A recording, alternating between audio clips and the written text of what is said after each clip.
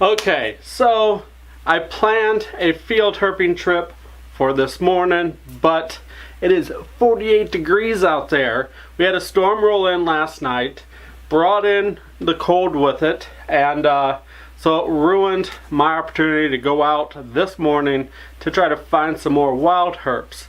So what I'm going to do is what I was going to do when I got back, and that is work on the leopard gecko cage and the blue tongue skinks cage.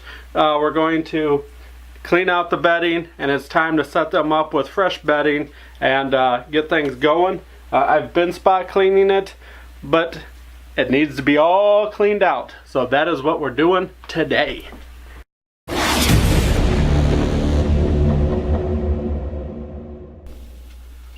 Alright, so here is the leopard gecko enclosure now that it's finished, and let's take a look closer at what I have done.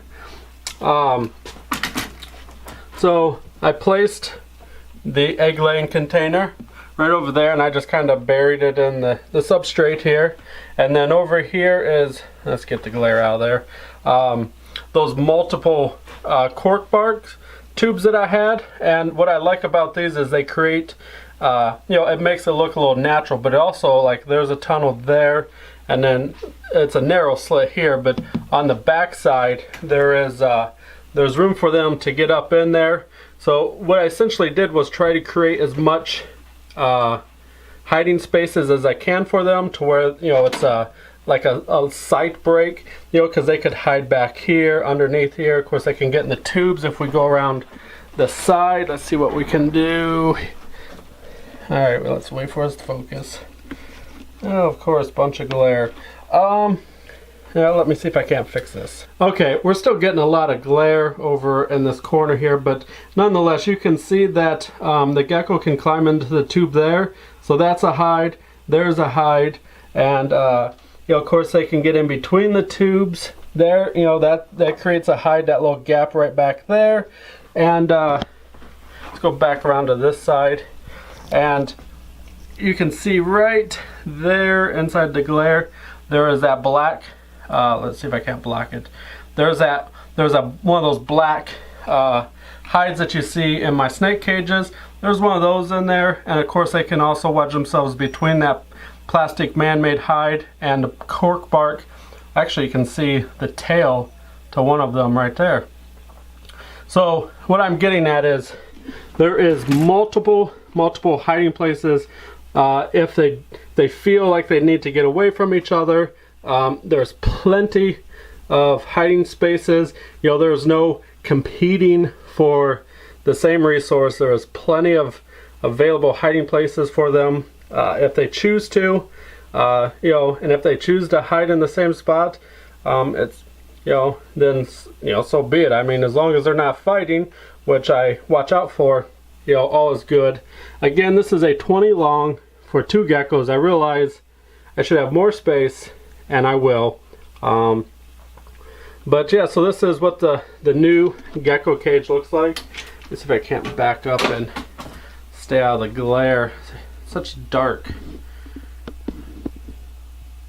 Now the sun's in a bad angle for lighting the room, so there we go. That's a little bit better.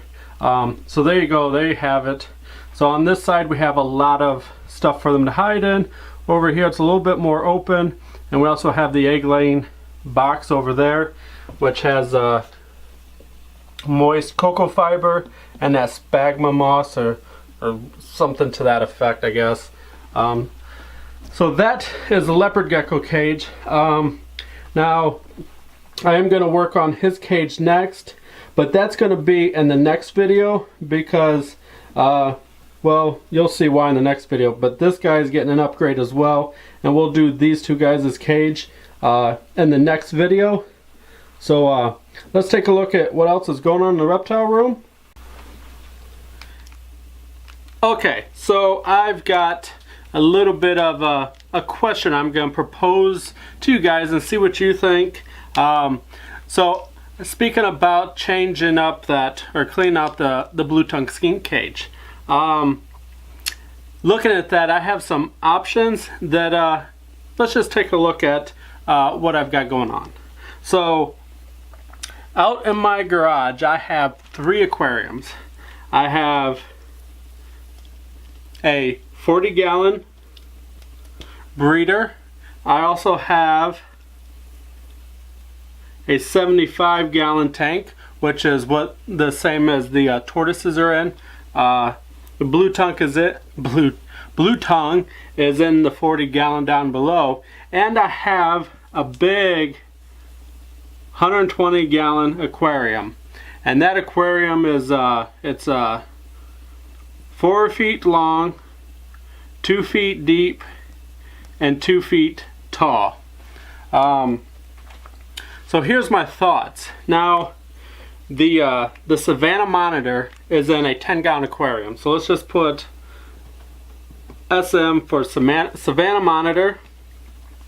Is in a 10-gallon aquarium. Now, I was originally thinking of cleaning out that 40-gallon because he's about that size that he could go into that now. Get him out of that 10-gallon aquarium, put him in the 40-gallon breeder, and you know, he'd be in there for a little bit. Eventually, I'd have to move him up to the 75. And once he grew a little bigger, I'd bump him to the 120. And then once he grew bigger yet, then we would be ready for the big custom cage. So I got to thinking, what if, let's see what you guys think. Should I not put the Savannah Monitor in the 40-gallon? Should I just simply take him straight to the 75?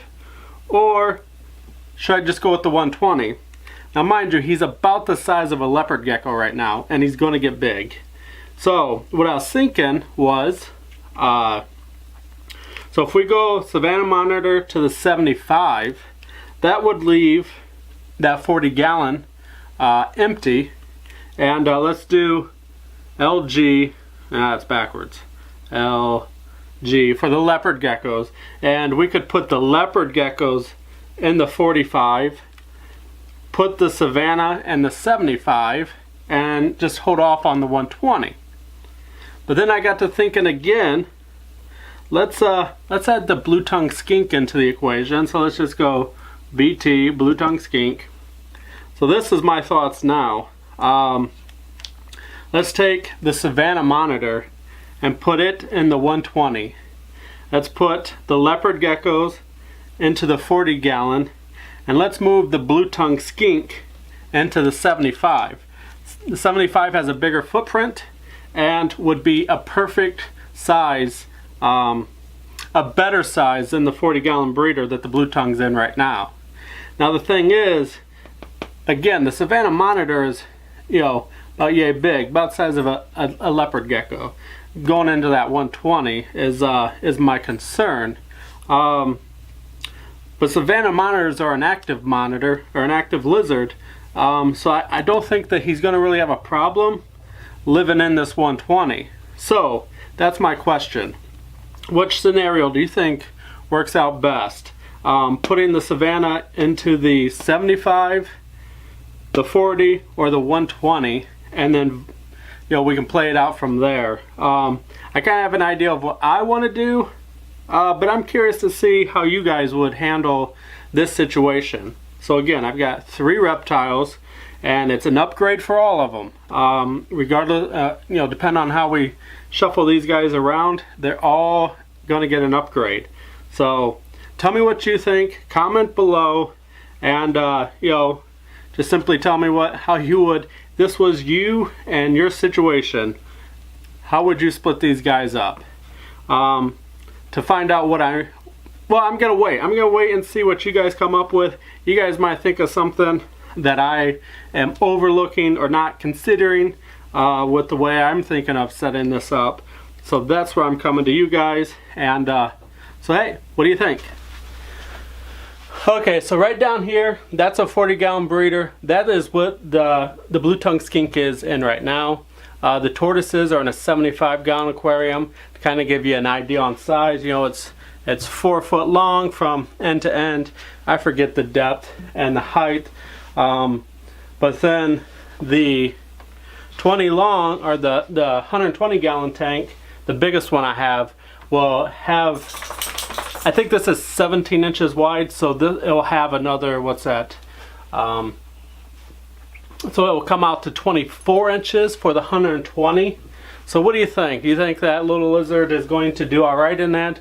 Or should I just slowly progress him up like I typically would for like a snake or something? Tell me what you think. And I'm curious to see what you guys think about this situation. Okay, so that's going to be it for this video. Not really a lot happening. Just primarily cage cleaning this time. I didn't really want to film all that because I don't know, you guys, I don't know, do you guys think that's kind of boring to always see me cleaning cages? There really wasn't too much. The weather outside has been really crappy. It's rainy, it's cold, so I can't really get out and do stuff that I was hoping to. I can't go out and field herp because everything's in hiding, you know, to escape the cold. I want to get those big tanks out of the garage and get the garden hose to them, get them all cleaned up and ready to use. So I guess we'll have to wait and see how the next couple days are as far as weather wise. But I've definitely got to get outside and get those cages cleaned. Depending on which tanks I use, I'm gonna have to build a rack to bring them in on, or to set them up on once I do come in. So but I'm really liking the way this setup. I don't know if you can see her right back there. There's the female. She is more friendlier than the male. The male doesn't really like people, I guess. He always runs and hides if he's out and I come into the room. She will sometimes come up to the glass and is inquisitive of what is going on in the reptile room.